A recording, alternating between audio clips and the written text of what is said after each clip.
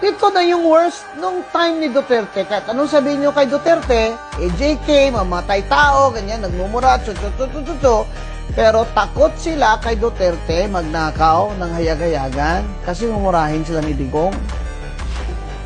Takot sila. Ito, pinsan niya. Oh, sagot mo kami, boss, ha? Oh. Hindi sila takot. Oh, di ba? Kaya itong invention na ito ng insertion at insertion fee at flood control at rock netting, ito, tingnan nyo mabuti, you trace the budget. Nangyayari lang ito since 2022. But of course, Diskaya started in 2016 Anong and sabi niya? started to get their billions. O, anong sabi by niya? 2019. Tinanong siya, bakit nung panahon ni Digong, wala kang ganun? Wala naman po nanghingi nung panahon ni President Duterte.